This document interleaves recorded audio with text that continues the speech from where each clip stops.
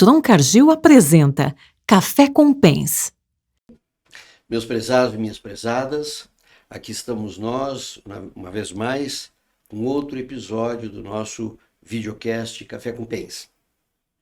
Tenho a satisfação de trazer uma colega, amiga, para falar de um tema que nós intitulamos Ferramentas que auxiliam na tomada de decisão. E quem nos brindará com essa discussão hoje é a nossa colega, como disse, Juliana Batista. A Juliana chegou na Cargill em 2018 com uma responsabilidade de ser consultora em nutrição animal e nutrição de aves para todo o Brasil. Alguns meses depois, a Juliana já foi promovida como gerente de tecnologia para aves para todo o sul da América Latina. Além disso, a Juliana é gerente do centro de pesquisa que nós temos em Mogi-mirim. Se formou em veterinária pela Universidade Federal de Minas Gerais, onde depois, na mesma instituição, teve a oportunidade de fazer o seu mestrado em produção animal. Então, Juliana, seja bem-vinda. Muito obrigado por ter aceitado o convite e vamos tentar levar aqueles que nos veem e nos escutam, um pouco dessa ansiedade que todos nós estamos tendo com relação ao que vamos ver daqui para frente nestas ferramentas que vão mudar um pouquinho a nossa maneira de produzir animais no nosso Brasil e fora dele. Tudo bem contigo? Tudo bem, professor? Nossa, muito emocionada de estar aqui hoje. Eu que agradeço o convite. Quando recebi o convite, confesso que fiquei até nervosa. Falei, nossa, será que vou ter esse privilégio, né? Que vou conseguir realmente estar à altura aqui para passar as informações, mas fico muito feliz com o convite.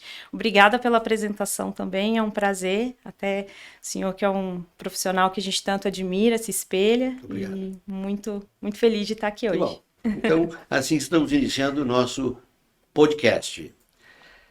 Muito bem. A primeira pergunta que todos nós queremos ouvir, não é? A resposta de quase que uma ansiedade de nós, né? Sair de um meio bastante empírico da produção animal para ir a um outro oposto, não é? Onde nós queremos digitalização, onde nós queremos tempo real, onde nós queremos informações precisas. Isso é um processo complexo. O que tu podes nos contar dessa tua atividade e quais são realmente as complexidades que tu enfrenta no teu dia a dia para fazer com que essas ferramentas realmente saiam do nível acadêmico e cheguem na propriedade rural? Perfeito, professor. Essa é uma pergunta de $1 milhão, né? Sem dúvida, sei disso. É a pergunta que nos motiva a estar trabalhando aí diariamente.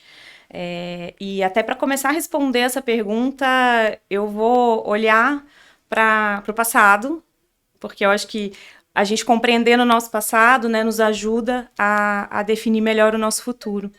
E eu vou lembrar ali de mim, ali quando comecei em 2007, comecei ali na PIF-PAF, em Visconde do Rio Branco, interior de Minas, uma empresa que eu tenho um carinho muito grande. E me lembro ali de mim, né, chegando com muito pouca bagagem, muito pouca experiência, muito pouco conhecimento, só o que realmente eu trouxe da academia, né, como o senhor mesmo disse, e ficava sempre muito em dúvida, né, do que fazer, de qual o próximo passo, porque no final do dia, né, o processo de tomada de decisão, ele é muito complexo. Até quando a gente vai buscar informações ali da neurociência, né, nós estamos todos os dias sendo bombardeados com muitas informações. Então, de 2007 para cá, olha quantos anos se passaram. Então, as informações elas estão cada vez mais constantes nas nossas vidas, né, mais difíceis de serem tomadas decisões, escolhas, porque nós temos muitas opções, né? Então, é muito fácil cair ali em vieses inconscientes, né?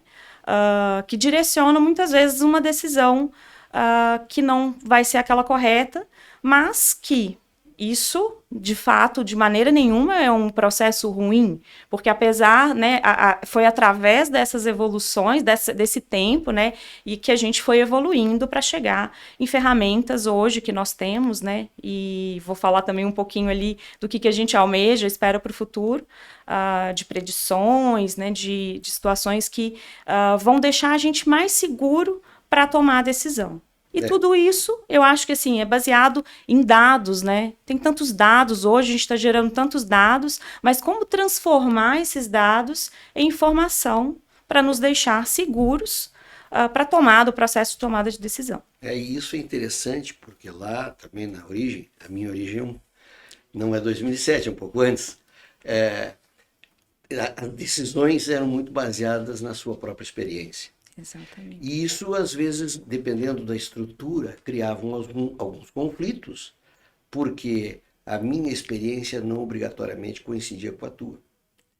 Então, isso gerava pequenos ou grandes conflitos dentro de uma instituição. À medida que surgiu a computação, que, no meu ponto de vista, foi a grande divisor de águas, não é? E essa computação que se vulgarizou de tal forma que todos nós hoje temos acesso a esses equipamentos, não é? E junto deles, desse hardware, softwares muito importantes para que a gente pudesse gerenciar os números, foi se tornando diferente. Uma das coisas que eu sinto, Juliana, é que essa é a parte boa. A parte ruim é como o computador permitiu termos infinitos números, quantidades de números, não é? Nós também, às vezes, temos a informação, temos os dados e não sabemos como administrá-los. E aí? E aí, realmente, isso a gente pode até resumir ali, né, a questão do processo de tomada de decisão em 5 passos. Né? Então, é o que a gente gosta de pensar e a gente realmente, aqui na Cardil, a gente tem olhado para o processo de tomada de decisão com realmente uma mola propulsora para os nossos desenvolvimentos, seja na área aí de produtos, de tecnologias, do time, né, de realmente levar capacidades de desenvolvimento para o time. Então, quando a gente olha para isso, né, a gente fala aí o processo, as etapas do processo de tomada de decisão, a gente fala em 5, que seria a identificação do problema. Primeiro, eu preciso entender que eu tenho um problema, mas como identificar esse problema? Seguinte, né, a seguinte etapa seria a coleta de dados. Porque a partir do momento em que eu entendo que eu tenho um problema, eu preciso coletar esses dados e realmente entender para dimensionar melhor esse problema. Diante disso, da coleta de dados, a gente segue para outra etapa, que é a identificação de alternativas. Então, dentro disso, né, quais são os caminhos que eu posso seguir? Porque são vários. Como a gente comentou no início, né, o processo de tomada de decisão, principalmente hoje, como o senhor disse, aí, com computador, com muitos dados, ele pode ser complicado, né? Eu posso imaginar que eu estou indo para uma decisão correta, mas na verdade não estou. Então, quais os caminhos seguir? Mas é importante termos alternativas, porque quando temos alternativas, nós seguimos para a quarta etapa, que é escolher a melhor opção. E depois que eu realmente escolho a melhor opção, que é a etapa aí da ação, usar as ferramentas que nós temos disponíveis para nos ajudar nessa escolha, eu caminho para a quinta e última etapa, que realmente é decidir, mas acompanhar. Porque realmente é um ciclo, né, onde eu devo acompanhar aquela minha decisão, se ela realmente foi acertada. Então, até como o título, né, diz aqui, são ferramentas para auxiliar a tomada de decisão. Mas no final do dia, nós, né, seres humanos, é que estamos sendo protagonistas dessa decisão. Perfeito, eu entendo. E a sequência, ela tem que ter este caminho, né? Neste caminho de 5 etapas que tu te referes, existe um momento que é muito importante. Ninguém consegue administrar informação não as tendo. E na produção animal, e não é uma característica do Brasil, a minha experiência fora do Brasil me autoriza a dizer isso, às vezes temos dificuldades de ter as informações, porque o nosso cliente, o produtor, ele se sente muito preocupado em dividir as suas informações com um terceiro. E isso às vezes nos frustra, porque sem informação, nada do que nós estamos falando vale. Embora nós usemos muito o processo de confidencialidade através de contratos, mas muitas vezes isso tem sido um problema. Como é que a gente pode... Essa também é uma outra pergunta de $1 milhão, né? Como é que a gente pode criar um ambiente que em outras indústrias isso não acontece? Você vai para a indústria automobilística, que é um Lego também, né? Porque para montar um automóvel você tem várias necessidades, né? E isso hoje é integrado entre várias indústrias. O que será que nos falta para criarmos essa confiança entre quem gostaria de administrar, ajudar a administrar os números e aquele que possui os números? Essa até respiro fundo aqui, vou pegar realmente um oxigênio, porque isso também é uma situação que nós enfrentamos todo dia, né? E eu estou na área de avicultura, mas acho que isso também é uma questão da produção animal como um todo, né? Que é a questão da confiança, né? Então, mas no final do dia, o produtor, ele se depara com uma situação onde ele precisa produzir alimento todos os dias.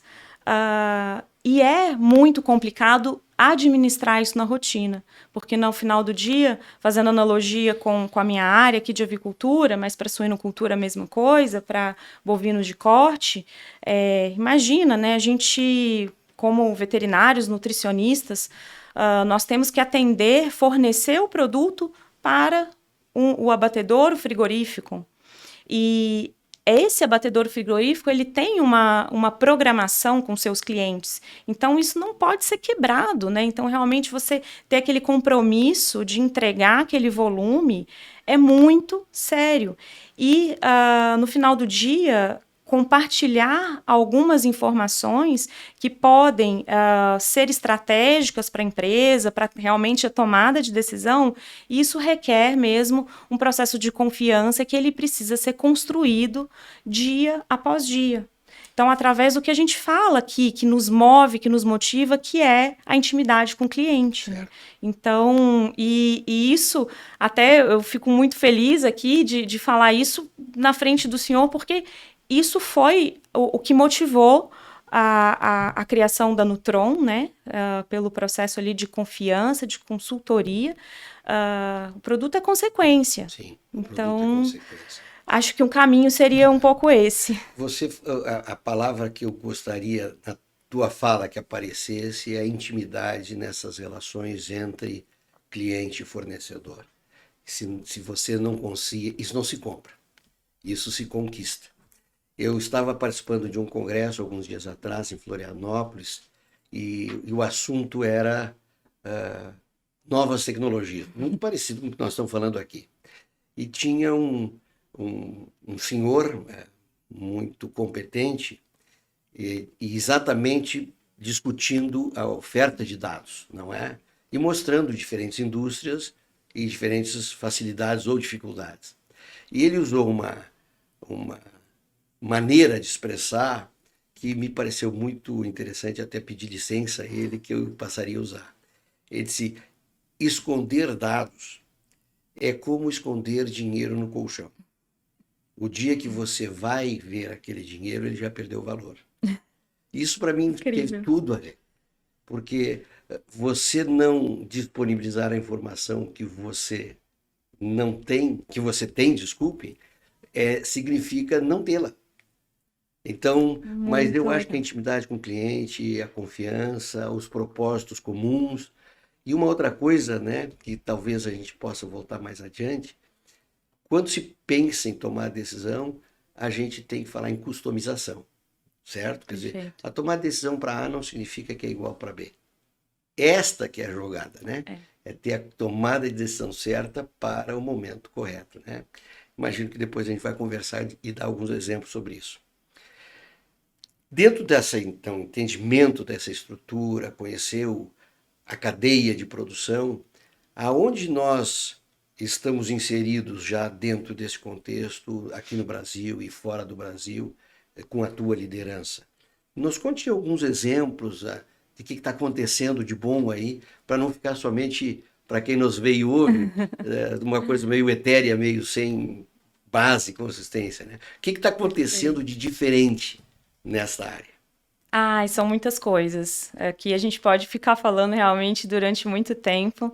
E uma coisa, né, que para trazer realmente os exemplos concretos, né, e como que a gente realmente olha para o produtor e para o problema dele, né, e desenvolve soluções, a gente costuma falar aqui dentro em jornada, né, do produtor. Então, a gente olha para a jornada do produtor desde o início, né, no momento de originação. Então, fazendo de novo analogia para frango de corte, né, o que está ali na originação do produto, que vai chegar ao abatedor e realmente vai chegar até a mesa do consumidor. Então, a gente fala de grãos, a gente fala das matrizes, né, que vão dar origem ao pinto de um dia. Então, nesse processo, até na cadeia toda de produção, nós estamos inseridos através de soluções até seguindo as 5 etapas que eu comentei, né, soluções que ajudam na identificação do problema, na coleta de dados. Então, eu posso até trazer um exemplo aqui mais tangível, né? Nós entendemos dentro da jornada do produtor o quão é importante saber a quantidade de ração que está no silo das granjas, né, que os animais vão consumir. Porque quando a gente olha até para o processo de produção, né, e principalmente os custos, 75%, 80%, né, aquele número mágico que todo mundo fala, responsável aí o impacto da alimentação, né, da nutrição. Então, é muito importante a gente realmente saber, a partir do momento que eu comprei aquele grão, eu trabalhei aquele grão, né, de maneira, aquela matéria-prima para fazer a ração dos animais, com todo o controle de qualidade, entendendo a origem, fornecedores, produzir a ração na fábrica, realmente vi todo ali aquele processo, e dentro da fábrica a gente pode trazer também mais um exemplo muito legal, que é a formulação em tempo real, através do NIR, né, da reformulação em tempo real, que o senhor realmente mostra muito em todas as apresentações do que é a nutrição de precisão. Mas a partir desse momento que eu realmente produzo aquele alimento, o que está acontecendo depois que eu coloquei no caminhão e levei para a granja, né? Então, esse é um exemplo que a gente está trabalhando, né, em coleta de dados através de sensores de silo, que realmente vão trazer informação em tempo real da quantidade que existe ali para que a fábrica, o planejamento consiga se planejar e programar melhor e realmente evitar custos de logística. São vários benefícios que a gente pode dizer, né? Consumo em tempo real, entender a quantidade de nutrientes que o animal está consumindo em tempo real, né? Então, é uma informação que ela vai desdobrando e são inúmeros benefícios que a gente consegue enxergar aí de uma tomada de decisão bem feita. E eu lembro que no passado, e no passado presente, né, a maneira de nós identificarmos a quantidade de ração que tinha nos silos era praticamente de uma maneira subjetiva, batendo na lateral do silo. Até hoje, professor. E isso ainda funciona. Sim. Com essa tecnologia, não é, de em tempo real medir, não mais agora de uma maneira subjetiva, mas objetiva, a quantidade de ração que dispõe, tu disseste, atenderá muito bem a quem está fornecendo, mas muito mais dentro da própria granja, se há qualquer risco de redução de consumo, essa informação ela ocorre em tempo real. Exato. E às vezes acontece, né, problemas dentro do próprio galpão, que possa inibir o consumo dos animais, e isso não tem-se como ver em tempo real. Então esse é um bom exemplo, mas um exemplo que hoje me deixa mais impressionado, que eu quero que tu me fale um pouco, é a pesagem dos animais com câmeras. Porque isso, sim, há 20 anos atrás, falar em pesar animais com câmeras era mais ou menos que uma coisa de Jacksons, né? Quer dizer, ficava para um futurismo muito de longa distância, né? Então conta um pouquinho para nós e das dificuldades, né? Para se chegar a essa precisão utilizando câmeras que fotografam os animais. Não, muito, muito legal essa sua pergunta, professor, porque realmente é algo futurista e o interessante também é que a produção animal, ela não está limitada ao seu ambiente. Então, para trazer essa tecnologia, olhamos lá para os videogames, né? Imagina uma câmera ali que realmente capta aquele movimento e trazer essa tecnologia para que a gente possa usar isso para os animais, né? Então, é muito interessante essa tecnologia e aliada com sensores de silo, onde eu consigo ver o consumo em tempo real, eu tenho a conversão alimentar em tempo real, né? Então, eu consigo planejar melhor o tempo de abate. Então, realmente, não vai ser aquela decisão empírica. Eu acho que aquele frango ali vai chegar. Não, eu estou vendo realmente em tempo real. É uma tecnologia muito interessante e a gente fala ali das ferramentas que hoje nós temos acesso, delas não estarem trabalhando de forma isolada, mas sim conectadas em uma plataforma tecnológica.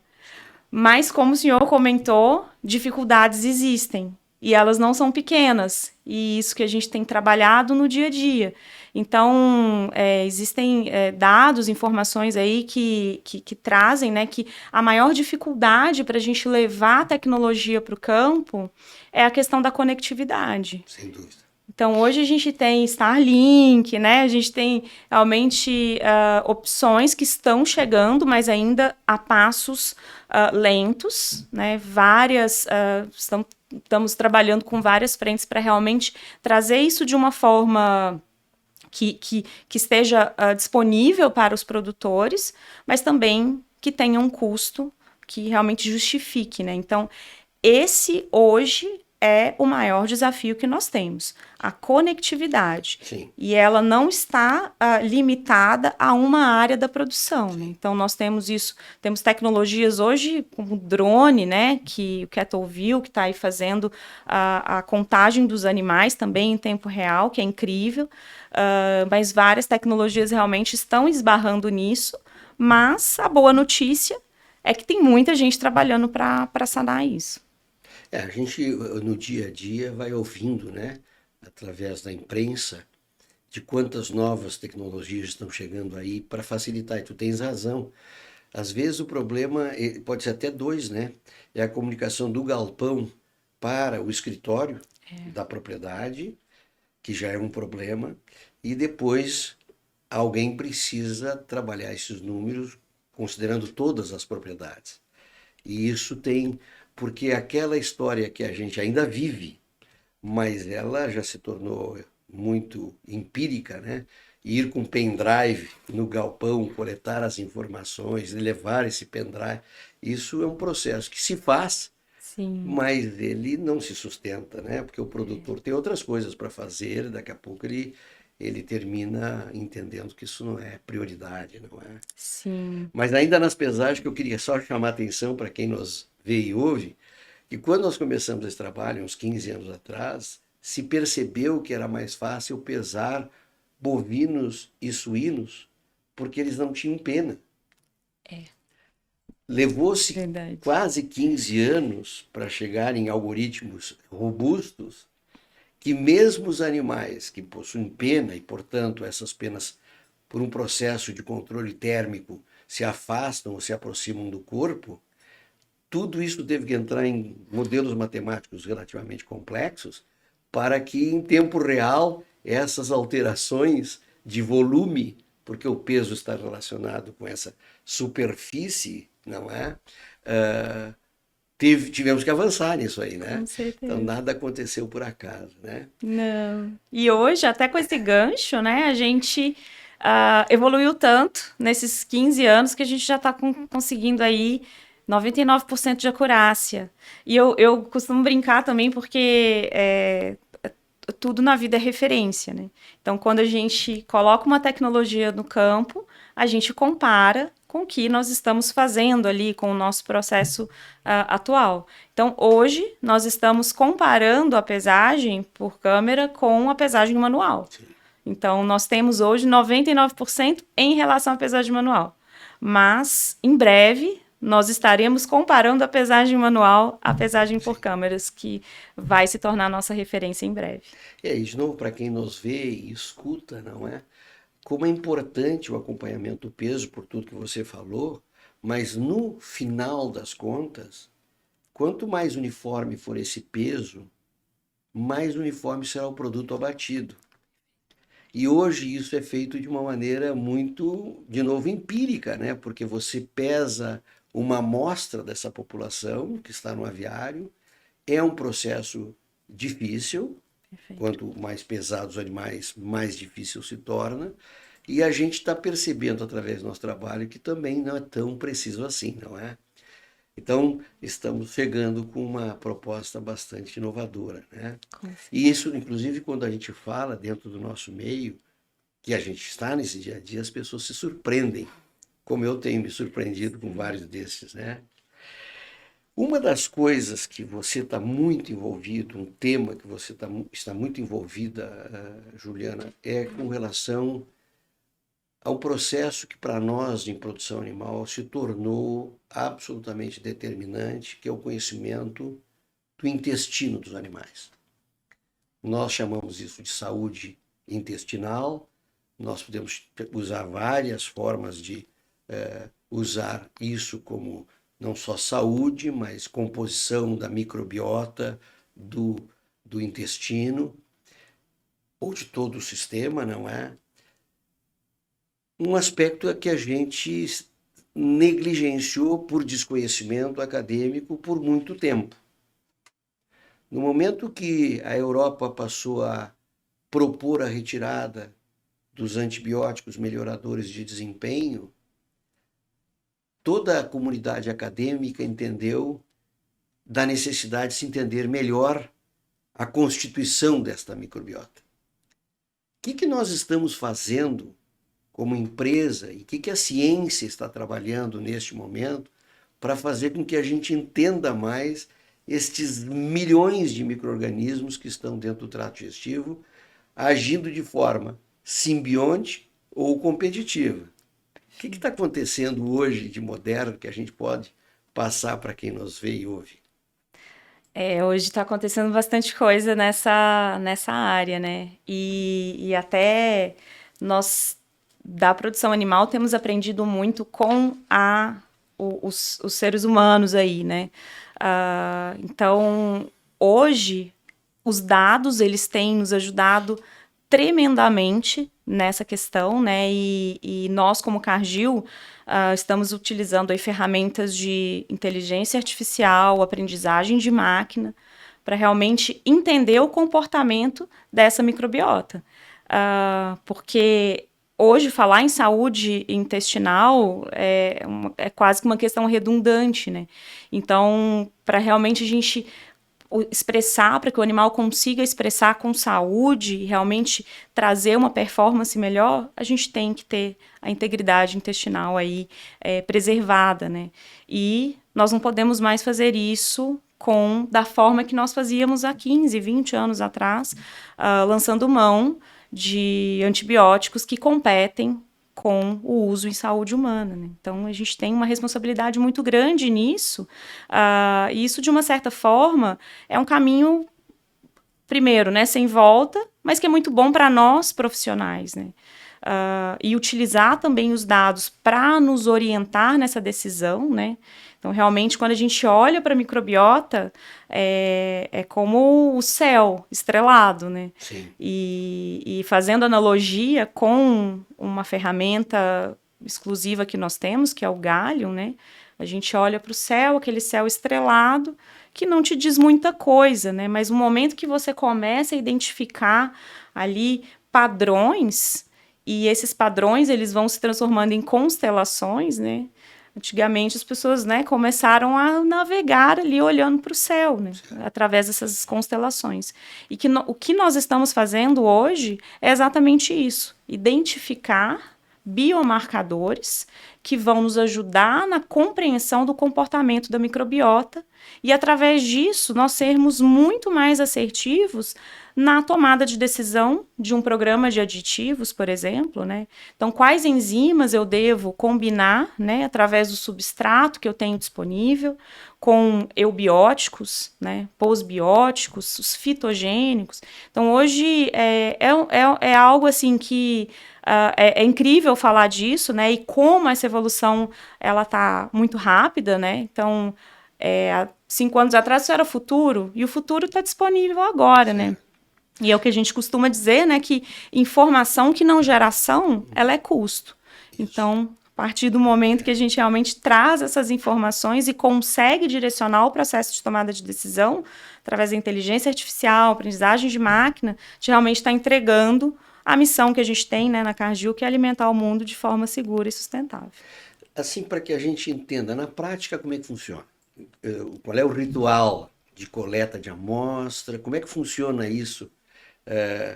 Que num primeiro momento parece algo meio complexo, né? Parece, bastante, né? sim. Mas como é que funciona na prática? Eu sou produtor, eu tenho minha propriedade, eu tenho minha granja e nós queremos entender como está a microbiota daqueles animais naquele ambiente. Como é que é feito isso? Bom, isso parece ser complicado. Realmente o que está por trás, né, a tecnologia, ela é um pouco complicada, sim. Mas o que a gente precisa entender é que o primeiro passo é realmente estar ali na granja e fazer uma coleta de uma maneira muito simples e não invasiva.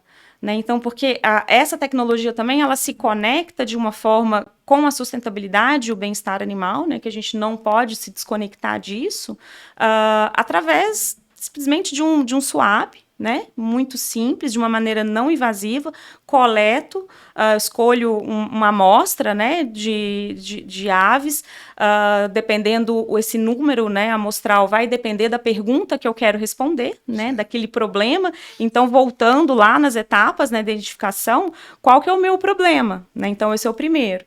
A partir do momento que eu identifico esse problema, eu vou para a granja, coleto essa amostra, né? Então, muito importante dizer que eu não preciso sacrificar a ave, então, se conectando com a questão de bem-estar animal, levo para o laboratório para ser analisado.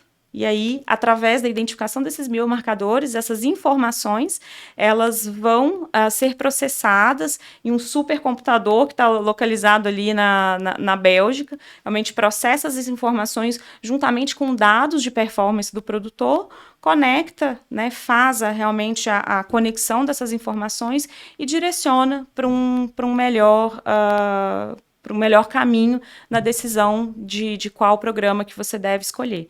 Então, algo aí que dura em torno de 30 dias para que esse processo realmente se inicie e finalize. Então, ainda em tempo hábil para tomada de decisão. Então, é algo simples, né? Apesar da tecnologia ser um pouquinho complexa ali, quando a gente fala de inteligência artificial, né, parece ser complicado, sim, mas está disponível aí hoje para o uso. E eu entendo que o grande valor disso, né, Juliana, será o que a gente sempre fala do filme, né? Você vai acumulando informações e vai conseguindo, através deste acúmulo de informações, identificar características desta microbiota no tempo, naquela propriedade ou naquela região, não é? E uma das coisas que esses dias me chamou a atenção, eu acho que a avicultura mais uma vez contribuirá para a ciência da nutrição e da saúde humana. Eu li um artigo dentro desse contexto e foi feita uma pesquisa nos Estados Unidos que analisaram a microbiota de pessoas na semana que antecedia o Thanksgiving. Olha. E perceberam que as pessoas, como é um momento de grande emoção, onde as pessoas voltam a se reunir, e vocês conhecem o que representa aquela semana para os americanos, começaram a estudar a microbiota das pessoas na semana que chegava o Thanksgiving.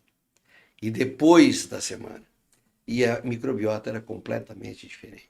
Só o aspecto psicológico, a emoção, não é? E às vezes a gente vê como o humano, ele é muito menos sustentável do que os animais.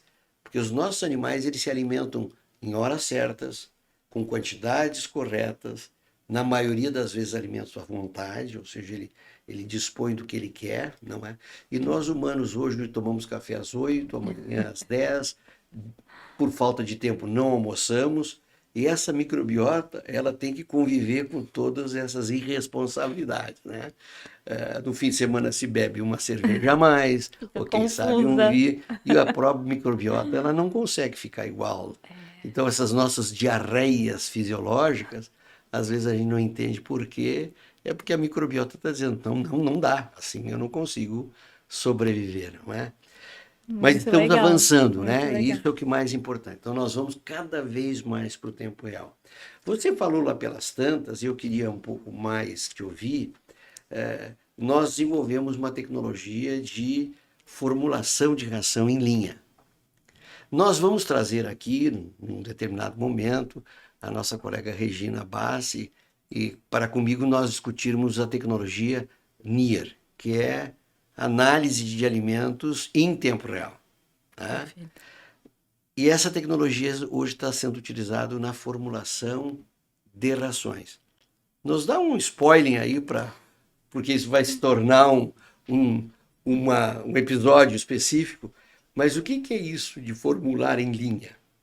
Nossa, isso realmente é incrível, né? E eu faço aí um paralelo, né? Antes de eu, como o senhor trouxe, né? Entrei aqui em 2018 e fui trabalhar como consultora de nutrição, justamente dando um apoio, né?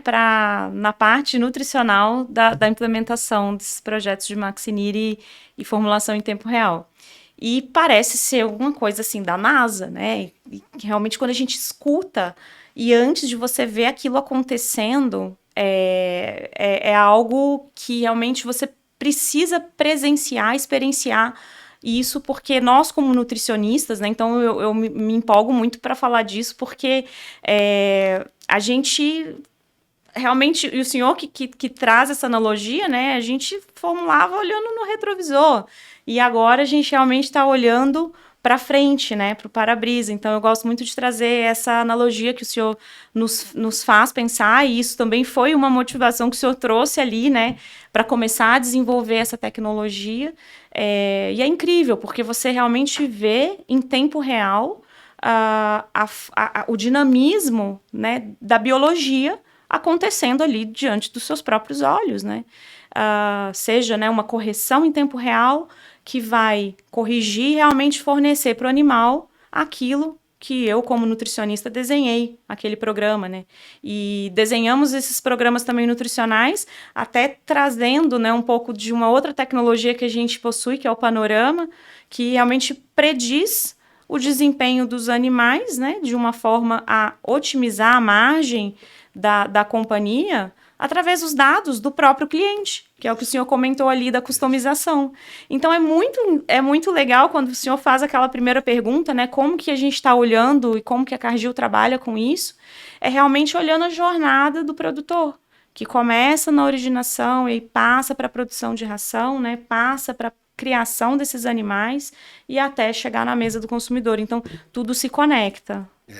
Isso para mim, é um grande avanço da nossa área, né? Porque isso desmistifica algumas bases do nosso conhecimento, né? Que permite que a gente seja muito mais preciso.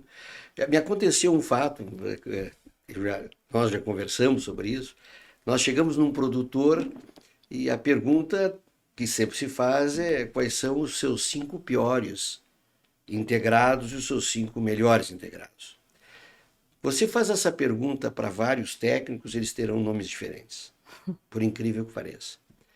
E nós, com modelos que nós temos, não lineares, não é? De interpretação dessas informações, e também utilizando de estrutura, de multivariáveis, não é?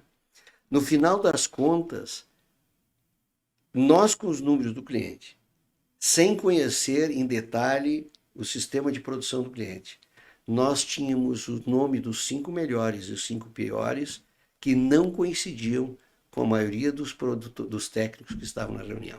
Isso é incrível. Porque é difícil se você não usa essas metodologias estatísticas, colocando todas as variabilidades conjuntas, né, e interpretando de uma maneira conjunta, é muito difícil, não é? Então é isso que nós temos nos divertido nesses últimos tempos, né, Juliana? Exatamente. Bom, eu fico muito feliz de ter conversado contigo. Tu terias mais alguma coisa para dizer para quem nos vê e nos ouve?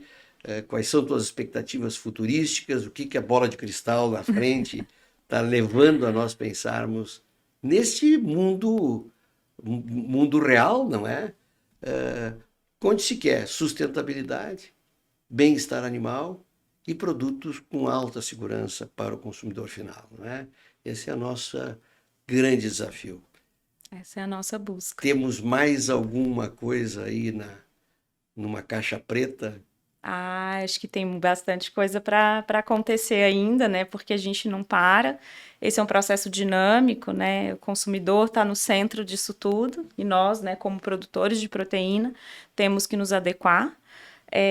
Mas eu acho que a única consideração aí para o final, né, que tá vindo bastante coisa que a gente está desenvolvendo, mas a mensagem que eu acho que fica, né, de toda essa conversa, de tudo que a gente faz no nosso dia a dia, é que a gente tem que ter muito, muito claro e muito forte isso em nós, que as decisões que a gente toma hoje, elas vão impactar nos nossos resultados de amanhã, né? Então, é muito importante a gente realmente usar a tecnologia a nosso favor, para que a gente possa conectar aí, prover um futuro sustentável para as próximas gerações que estão vindo por aí. E sermos mais previsíveis. Perfeito. É isso. Previsibilidade. Juliana, muito obrigado pela tua presença aqui conosco. Tenho certeza que todos gostaram. E gostaria de dizer que, mesmo estando somente 4 anos na empresa, nós já fizemos bastante coisa nesse período. Então, eu te agradeço muito por toda a tua emoção, além do conhecimento. Isso tem feito que as nossas propostas futuras sejam mais desafiadoras. Muito obrigado. Muito obrigada, professor. Eu que agradeço as palavras, estou aqui até emocionada, né? Muito obrigada mesmo. É um prazer trabalhar ao lado do senhor aí todos os dias, né? Aprender. E realmente é aquilo que eu gosto de dizer, né? O senhor é professor em cada célula, né, manifesta isso em cada DNA e realmente traz isso pra gente e nos motiva a estar fazendo cada vez mais e buscar isso. Tudo Obrigada. bem. Um grande abraço, obrigado a todos. Obrigada. E até o próximo encontro. Um abraço.